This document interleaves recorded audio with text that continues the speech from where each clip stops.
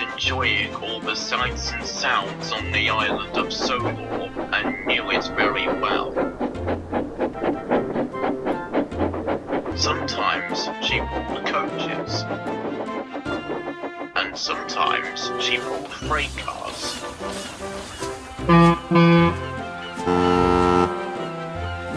But whatever rain or shine, Emily keeps her jobs done on time.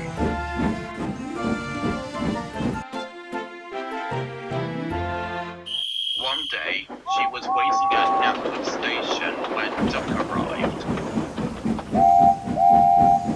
Emily eyed the Great Western Pannier tank. "Hello," she said. "What's your name?" "Montague," replied Duck, "but everyone usually calls me Duck because they say I waddle." Emily was intrigued by the name. "I'm Emily," she replied. "I once rescued Oliver from being run over by Thomas when I first arrived."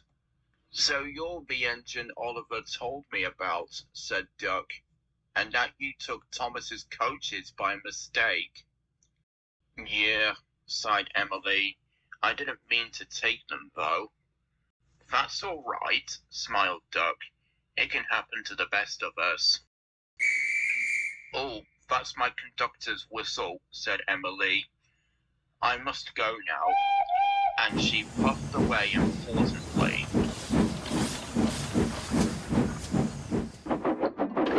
Meanwhile, on the Little Western, Duck was thinking about Emily.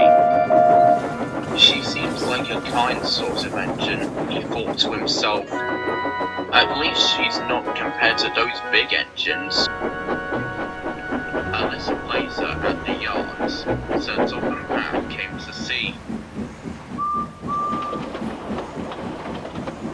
"Emily is pulling an important freight train to Vickerstown," he boomed. "You are to be her back engine since there aren't any cabooses available." "Yes, sir," said Duck, and he steamed away. Duck found Emily at the front of the train. "I'm here to help," he said. "Great," said Emily. "Let's get to it." Duck buffered up to the back of the train and the two engines steamed away to Vickerstown.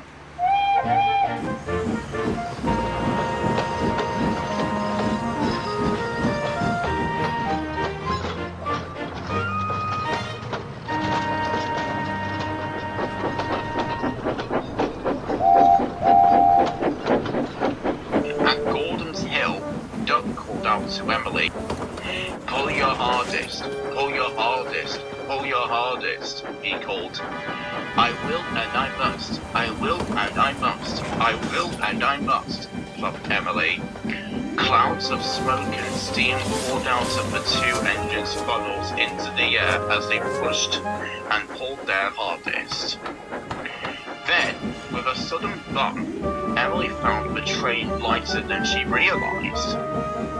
Duck found the train lighter too. "The train is getting lighter," called Emily. "What's going on?" The two drivers from both Duck and Emily's cabs looked from the top and bottom. "Half of the train uncoupled from each other," said Duck's driver. Duck stopped at the bottom and Emily stopped at the top. "That's why it felt light," thought Emily. "What trouble couplings are! There could have been a serious accident if it hadn't been for Duck being my back engine." She carefully shoved backwards towards Duck and the freight cars.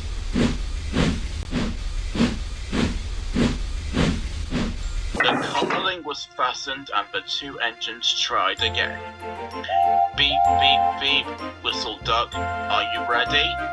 "Beep, beep, beep," Emily whistled back. "Yes, I am."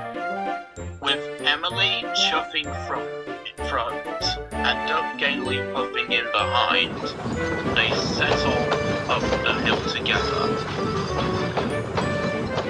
"We must make it, we must make it, we must make it," chuffed Emily.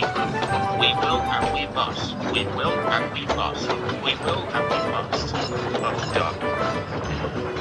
They pulled, pushed and bumped, and puffed and pushed and pulled as hard as they could.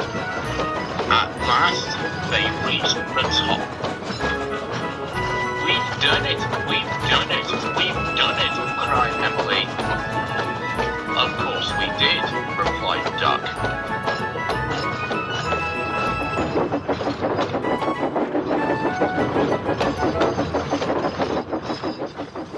They arrived at Vicarstown just in time, and the yard manager was very impressed.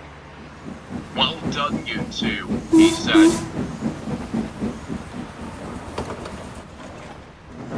After that, Duck and Emily had a drink at the water tower.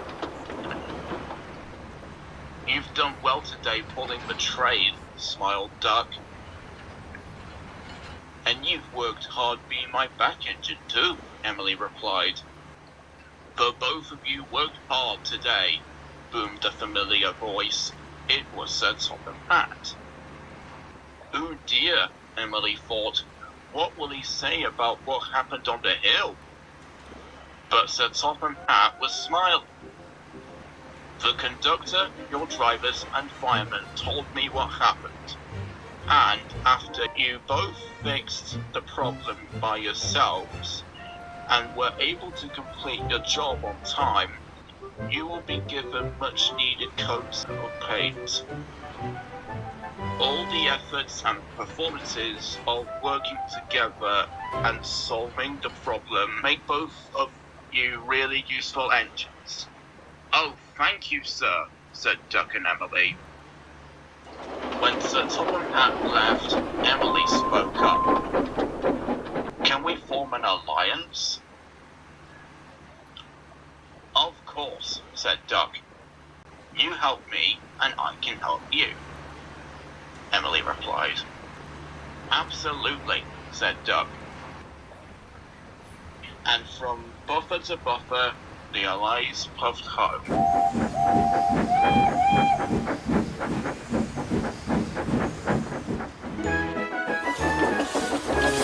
Duck and Emily are now good friends.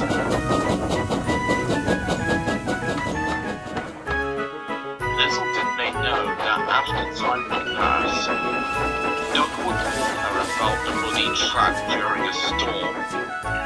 But that's another story.